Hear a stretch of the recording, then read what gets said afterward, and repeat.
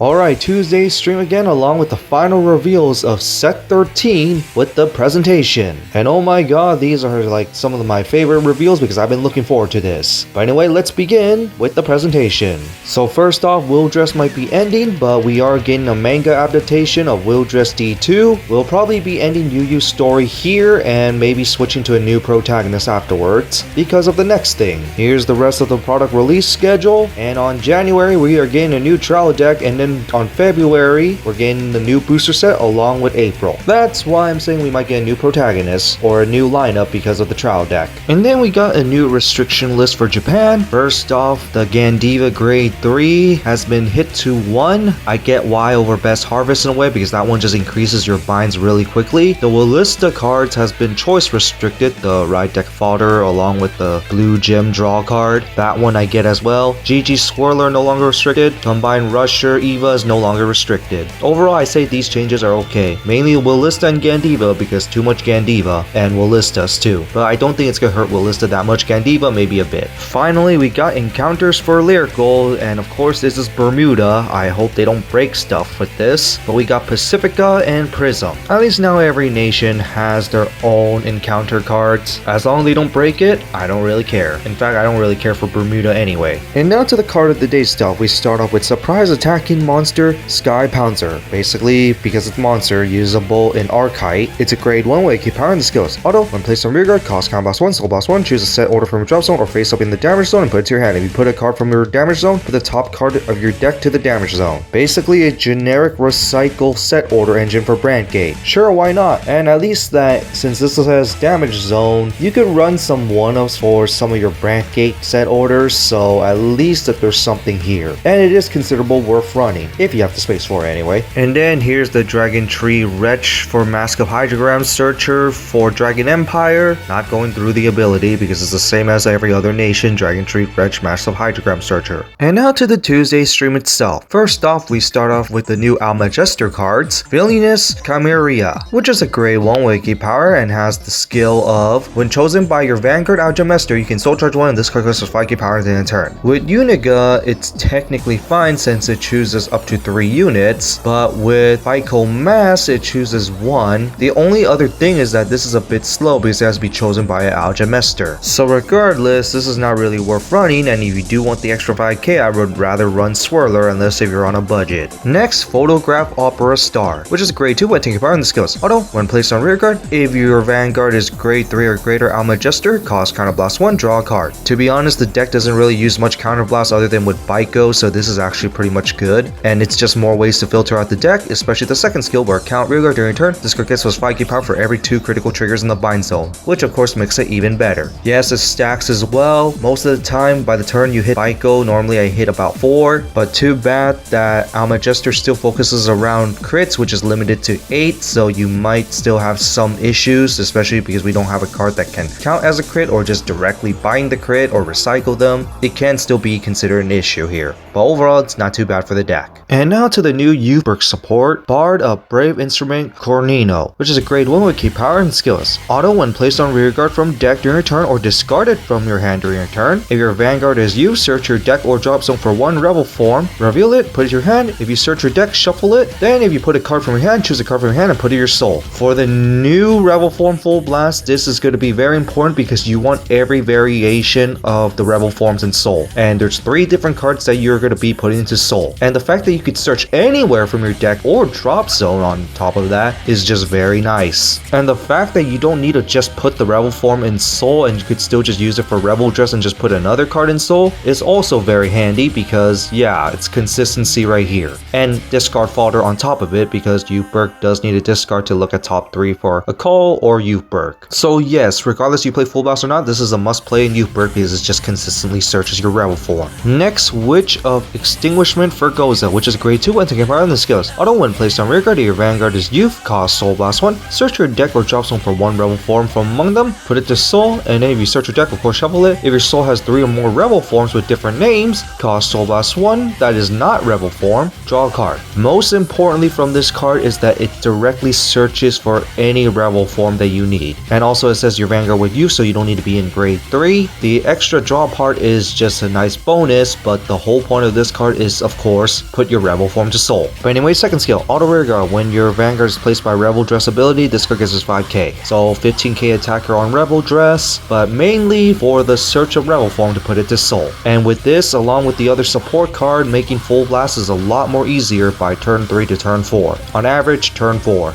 In which we go to Youthberk RevolForm Full Blast, which is of course a grade 3 working power in the skills. Auto when placed on Vanguard by Rebel Dress, cost counterblast 1, perform all the following ability depending on the card names in Soul. If you have all 3 of the following, your whole front row gets plus 15k power. So you have Zest in Soul, Crit plus 1, Gust, Drive plus 1. If you have Tempest, choose one of your opponent's rear guards and put it to the bottom of the deck. And then of course at the end of the turn, choose a Rebel Dress ability card from your Soul and ride it as Rest. Too bad it's still a temporary Rebel form despite the mask off, but like I theorized, this is going to be a combined form of all the other Rebel forms combined, and it was going to need the other Rebel forms together. And it's all because of the spear colors resembling of the other 3 Rebel forms. And I have to say, it is a bit slow that you do need to require the other Rebel forms to do it, since on average you might get like 1 extra per turn. You might get it by turn 4. It is also possible by your first Rebel Dress, but most of the time it's probably going to be your second Rebel Dress because the setup. But in that, the payoff for it can be a little lackluster as well, but if it's really late in the game.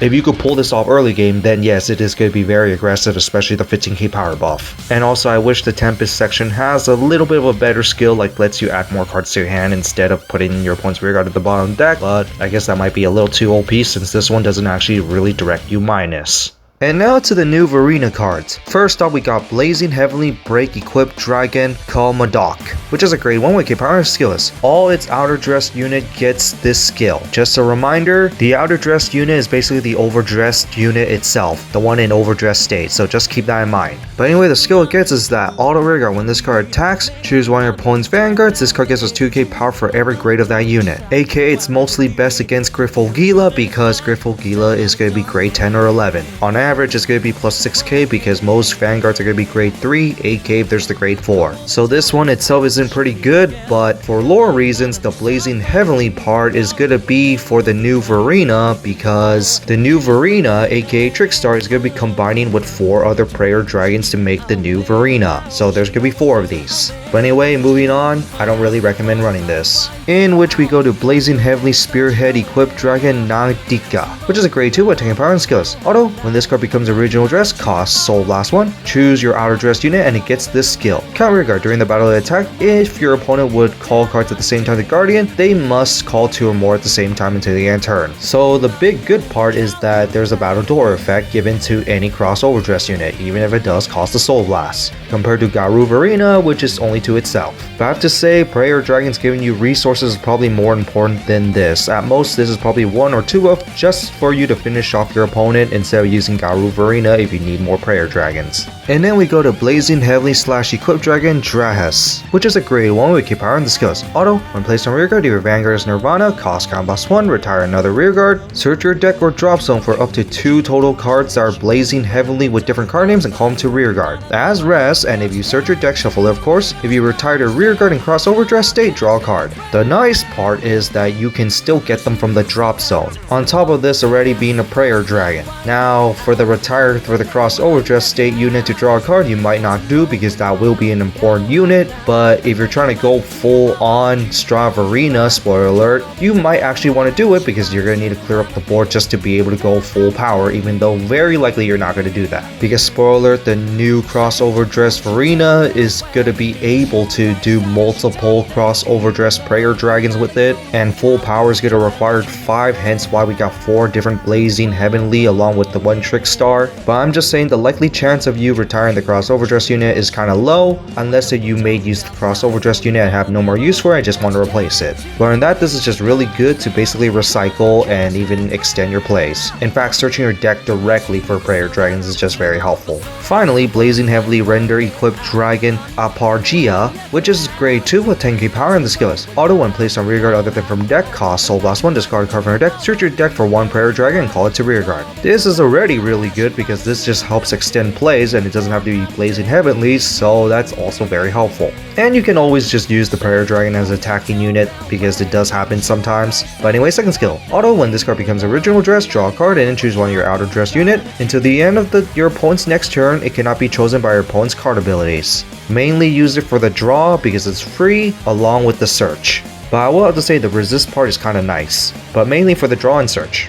Finally, Blazing Holy Sword equips Stravairina, which is a grade 3 with 13 power, and the skill is, first off, it crosses over dress on top of the Trickstar along with 2 or more prayer dragons with different names. Very important because it has different names, so it cannot be the same unit. But anyway, the first skill is count front row rear guard. During your turn, if this unit is in crossover dress state, plus 10k power, and your Vanguard with Nirvana gets triple drive and also plus 10k. This is very helpful for Nirvana, mainly Jiva, obviously, because the Vanguard itself in the Jiva deck actually really lacks a lot of pressure. Thanks to this card with the extra 10k along with triple drive, Jiva now gets the pressure that it needs. And what makes this card better is that in crossover dress state and it's stood by your Vanguard's ability, if your opponent's Vanguard is greater or greater, cost count +1, stand all your Talisman or Prayer Dragon rear guards. And then if you have 5 or more original dresses, remove all your opponent's markers on their rear guards along with retiring all your opponent's rear guards.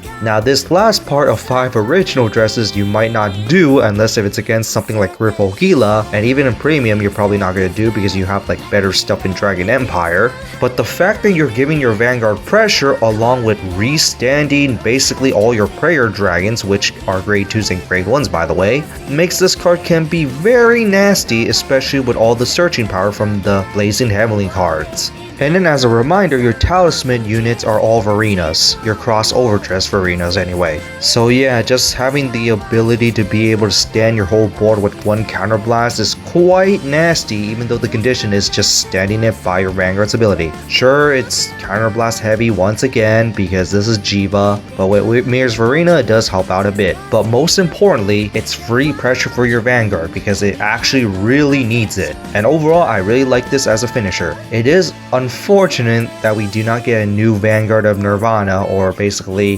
crossover dressing on the Vanguard. I would have loved a new Vanguard of Nirvana just to complete all sets of Vanguard evolutions, but I guess this unique evolution is the rearguard evolution. But overall, really cool. So that's it for the new Youthberk along with the new Varina. What do you guys think of it? Overall, just really cool. I already played both decks, so regardless, I'm going to be playing it. Love the new Varina style of basically having different prayer dragons to combine into its armor. But other than that, there's really not much more things to say to it other than very anime-like because of the conditions. But anyway, now with set 13 reveals pretty much all complete, what decks are you looking forward to? If I'm going to be very honest here, I'm actually looking forward to every single deck in this set other than Alden and Leonore. So I'm already buying a whole entire case split for this. But other than that, I think this is going to be a final booster set for the Yu story. And this is basically a big finale set anyway. And overall, I really like it. It was a fun ride with all these. But other than that, go ahead and tell me what you guys think and what decks are you looking forward to. Oh, and by the way, do you guys think we're going to see any of these as legacy support in the future? If they decided to end Yu's story here. I personally think they will still, kind of like the transition to G, but probably not much, but I think that's for the best. And now it's time to say goodbye.